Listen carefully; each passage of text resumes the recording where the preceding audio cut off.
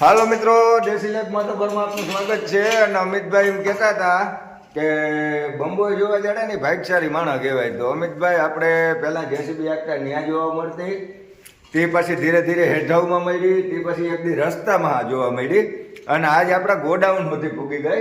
તો તમને આખો વિડીયો બતાવવું હોય પહેલાં ચેનલ પેજને ફોલો સબસ્ક્રાઈબ કરજો. અને રેસ્ક્યુ કરી અને એવા અતરિયા જગ્યાએ મૂકવાની છે, એટલે કોઈ દી કોઈ આને નડે નહીં, હેરાન કરે નહીં. અને અમારી આખી ફેમિલી વાહે જોવા આવી છે કે આ પકડીએ કેવી રીતે. અને એ તો આમ 10-15 ફૂટ સેટે ઊભી બધી. અને જે આ અટાણે છે ને દિવાલમાં સડવાનું કરે. આપણે અહીંયા નીણ હતી, જુવારની નીણ હતી, તો નીણ સાફ કરતા હતા, તો એમાંથી અંધરી બંબોઈ જોવા મળી છે. એટલી અધર સડી શકે છે અને આખી લાઈ હોય, હરફ જેવી જ હોય, પણ આ લાલ સકસકાટી મારતી હોય. અને આનો છે ને આ બે ભાગ છે ને આવા હોય મોઢા જેવું. જો આ એનું ઉપર ચડે મોઢું છે અને આ એનું પૂછડું છે, બરોબર કમ્પ્લીટ છે અને જબરી છે. એટલે હવે ભાગચારી તો કેવા કોઈ આપણે બહુ કંઈક ખ્યાલ નથી, પણ ટૂંકમાં આપણે ઘર સુધી પૂગી ગઈ છે. અને આ બેનઝેરી હોય, આને ખોટું કોઈ છે ને મારવાના હેરાન નહીં કરવાની, આ વહી જાય. અને આપણે અગણ્યાને ને રેસ્ક્યુ કરી અને મૂકી આવવી છે. આપણી પાસે દૂધનું કેન છે, જો આમાં ભરી અને મૂકી આવવી છે. જોઈ લ્યો કેવી મસ્ત છે.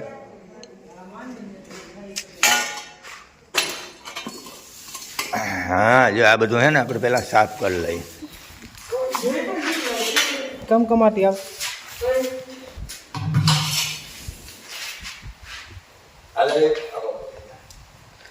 હાલો આમાં વહી છે અને આમાં અંદર તરીએ પડી છે મસ્ત મજાની, બરોબર. જોઈ રહ્યો ટૂંકમાં અધર સડવાનું કરે છે, બાયણે નીકળવાનું કરે છે.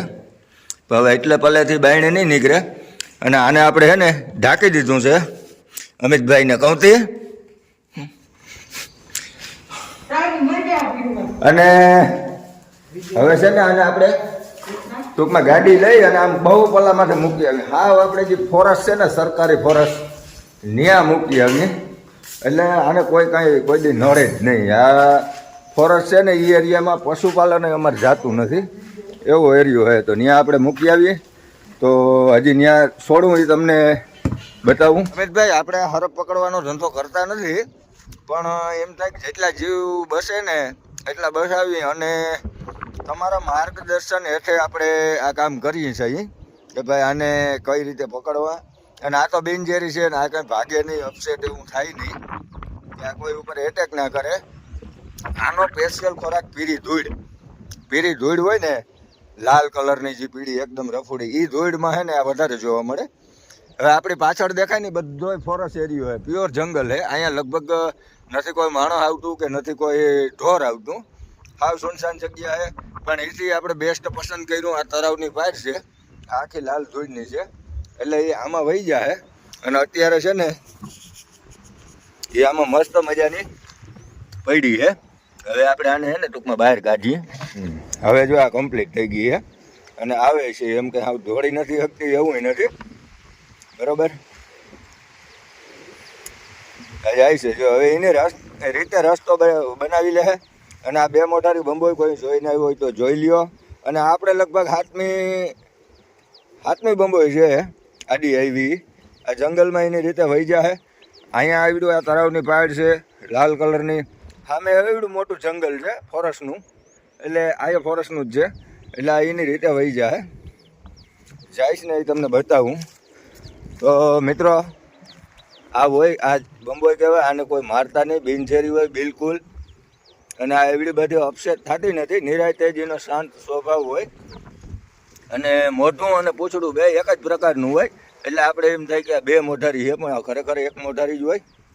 તો મિત્રો, વિડીયોને કરી દેજો શેર. અને કોઈ પણ મિત્રો એ ના જોયો હોય તો એને આ બતાવી દેજો. જો આ મસ્ત મજાની હેલી જાય છે શાંતિપૂર્વક. આપણે એને મારી નથી, વળી કોક કહે કે ભાઈ એની ડબલામાં ભરી અને મારી નાખી. અને આ જે દૂધનું કેન છે ને એ આપણું જૂનું છે, તૂટેલું, એટલે આપણે દૂધ એમાં ભરતા નથી, પડ્યું હતું. હવે આ એની જગ્યાએ વહી જાય. આ લાલ ધૂળ છે આપણે, એટલે આ એનો ખોરાક છે. ને આ એનો પાછળનો ભાગ છે, લાગે મોઢા જેવો જ પણ છે પૂછડું, બરાબર.